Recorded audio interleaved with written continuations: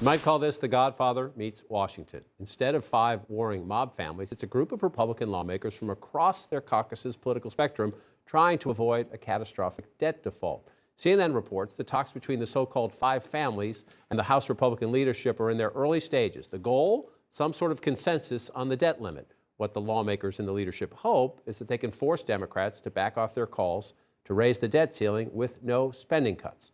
CNN's Eva McCann and Melanie Zanona join our conversation. So Kevin McCarthy, not afraid of the Godfather reference, I guess, calls the 5 disparate groups within the Republican family the 5 families.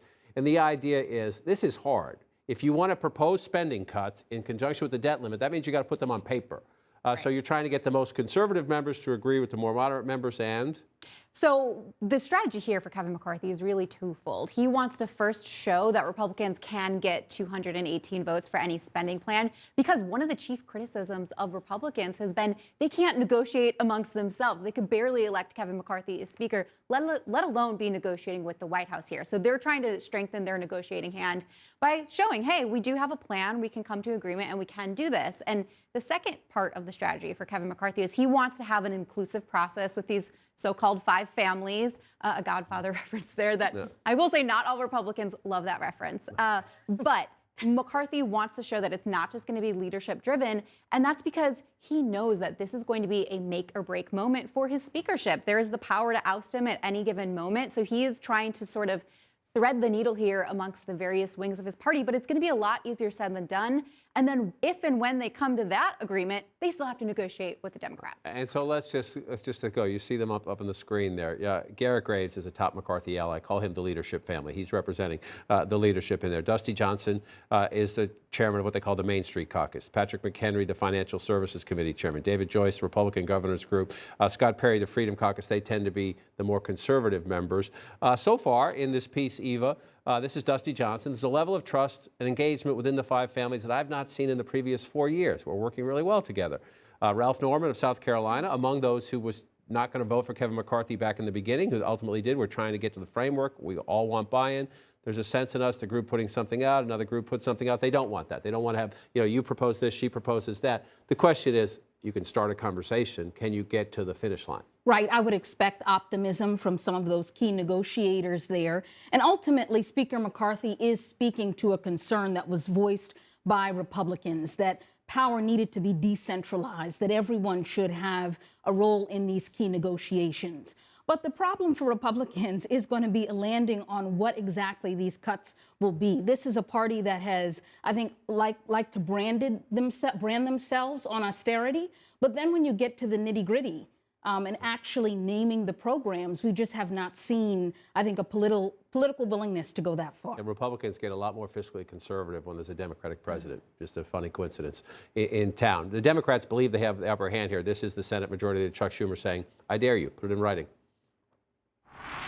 We have a clear position. Do it clean, do it without brinksmanship, do it without this risk of hostage-taking where things could blow up. He will not even say what he wants to cut, and I'll tell you why. He can't pass a plan with cuts. His hard right will demand the kind of deepest cuts that his more mainstream Republicans won't vote for. Senator Schumer's not wrong about the complications in the House Republican family. Here's my question, though. Can he keep the Democrats? Can he keep the Democrats who in Trump states, like a John Tester from Montana, Sherrod Brown in Ohio, who have to run in 2024? Can he keep them from saying, let's do this clean, we don't want any kind of spending cuts? Well, that's one thing that we're starting to see already, whether it's Senator Joe Manchin, who has said that he's fine with negotiating and trying to encourage President Biden to negotiate, even though the vast majority of Democrats, which is probably what Majority Leader Schumer is speaking to, do want to do this clean. And also economists, whether they work for the U.S. Chamber or elsewhere, have also said they think it should be a clean increase versus tethering it to any kind of cuts. In terms of like Republicans and what they in the past have said they want to cut, there's a long history there. I mean, Paul Ryan, when he was Speaker, very much wanted to turn Medicare into a voucher system. And Republicans in the past have said over and over they want to cut entitlements, which include Social Security and Medicare. So I know that Speaker McCarthy says that isn't on the table this time, but that's also why President Biden feels like he has this upper hand, is because of this long list of history and trying to push Republicans to then name exactly, very specifically what they want to cut. And yet it is not that far down the road where both Medicare and Social Security do need solvency help. They just do. This is Senator Mike Rounds, a Republican, who says if we're having this political fight, we're not going to get to the substance. There's a golden opportunity in a bipartisan way to put Social Security on a long-term plan that would make it better in the future than what it is today and to assure its longevity. But you do that by managing it. You do that by actually talking about it and not, doing dog calls every time somebody says, let's try to address managing it. He's blaming the president for dog calls now, but the only way to do this in the past anyway has been a bipartisan commission. Right, but you have to go into it with an open mind, meaning Democrats would have to go into it that maybe some programs would be trimmed a little bit, but Republicans would have to go into it thinking maybe we need new revenues to pay for all this. We don't have that situation right now, and with the president highlighting this so much, am I dumb to believe that this is going to have to wait until after the next presidential election? Oh, if then.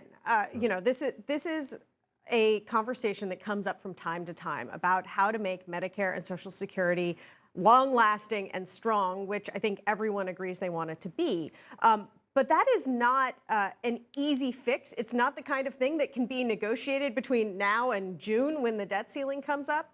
And there is sort of a wasteland of bipartisan commissions that have tried to find an answer to this challenge. But as the senator says, the middle of a partisan fight about the debt ceiling is probably not the place where that's going to happen. And the president told Speaker McCarthy, I'll talk to you about spending cuts, but only after you raise the debt ceiling. Is there any way the five families can agree on that, keep it as two separate approaches? I mean, we'll see. That's what they're trying to figure out right now. I do think that the goal right now is to put up a plan that would raise the debt ceiling in exchange for some spending cuts. But like I said, putting that to paper is a lot harder. And putting your face in front of these cuts to potentially popular programs, it could be difficult for some of these moderates to swallow. And whether they realize it or not, John, restructuring, reforming entitlement programs, that ultimately is a translation to getting rid of Social Security and Medicare. Whether or not they're clear on that yet, that's where it leads.